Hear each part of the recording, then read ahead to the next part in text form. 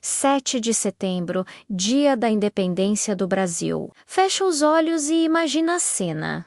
Dom Pedro I, montado em seu imponente cavalo branco, a espada erguida, o peito estufado de patriotismo, às margens plácidas do Ipiranga, ele brada o grito que ecoaria pela eternidade, fundando uma nação livre e gloriosa. Épico, não é? Lindo demais. Mas e se eu te disser que essa imagem, pintada em 1888 por Pedro Américo, é basicamente a avó das fake news? A verdade, meus amigos e amigas, é que o Brasil não nasceu de um ato de bravura hercúlea, mas sim de uma emergência gastrointestinal. A única coisa verdadeiramente imperial naquela cena eram as dores de barriga do nosso futuro imperador. Para entender o Brasil, a gente precisa entender o nosso trauma fundador. O império começou com um pum mal contido. Vamos rebobinar essa fita. Dom Pedro estava voltando de uma viagem a Santos e esquece o cavalo branco imponente. Ele estava montado numa mula. Sim, uma mula, que na prática era o Uber Black da época, mais resistente para longas viagens em estradas precárias. Era um animal de carga, prático, não glamouroso. A viagem de Santos até São Paulo não era um passeio no parque. Levava dias a comitiva real, que na pintura parece uma formação militar impecável. Na verdade, estava fazendo paradas técnicas a cada 2 ou 3 quilômetros. Por quê?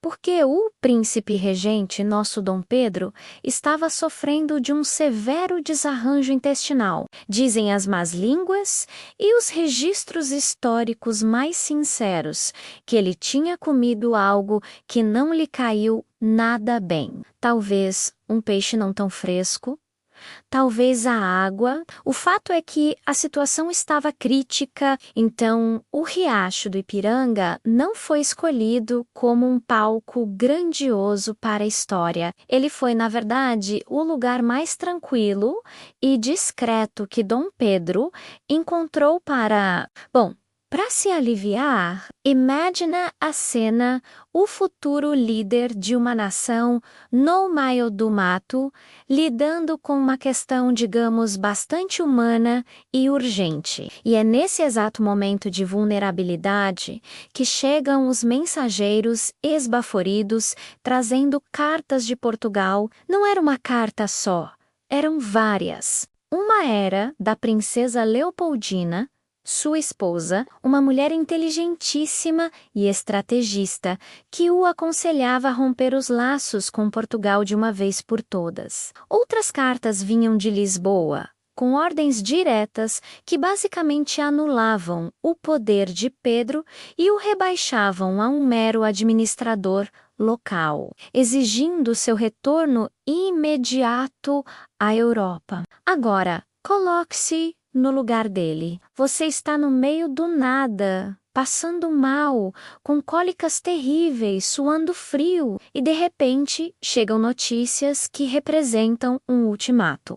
Ou você se torna um herói e declara a independência. Ou você volta para Portugal de cabeça baixa como um menino que levou uma bronca. A pressão era imensa. Para Dom Pedro, o dilema era: ou eu resolvo essa situação política agora, ou eu vou ter que resolver aquela outra situação ali no mato de novo. A raiva que tomou conta dele não era apenas a fúria patriótica que os livros de história descrevem. Era a irritação de um homem no seu limite físico e emocional. Era a fúria de quem está com dor de barriga e ainda tem que tomar a decisão mais importante da sua vida. E foi nesse contexto, no meio do seu sofrimento pessoal, que ele, provavelmente ainda recompondo as calças, arrancou os laços portugueses de seu uniforme e gritou. Mas talvez não tenha sido aquele brado sonoro e heróico, talvez tenha sido algo mais desesperado. Um grito meio sofrido, entre uma pontada e outra, independência ou morte, e talvez um aleluia, de alívio logo, depois por múltiplos motivos. Essa é a verdade que a escola muitas vezes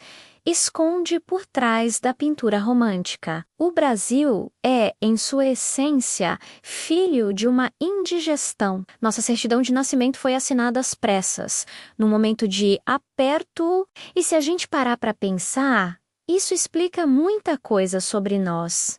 Não é? A gente vive na emergência, no improviso, resolvendo as coisas no desespero do último minuto. O famoso jeitinho brasileiro talvez tenha nascido ali, naquelas margens de rio, com um príncipe em apuros. A história oficial nos deu um herói sobre um cavalo. A história real nos deu um homem, com problemas de homem, tomando uma decisão gigantesca nas piores condições possíveis. Ique Seiba. Isso torna o feito dele ainda mais impressionante. Fundar uma nação enquanto luta contra uma dor de barriga monumental. Isso sim é ter coragem. Então, da próxima vez que você vir o quadro de Pedro Américo, admire a arte, mas lembre-se da mula, das paradas constantes e do verdadeiro drama que se desenrolava por trás da pose heróica.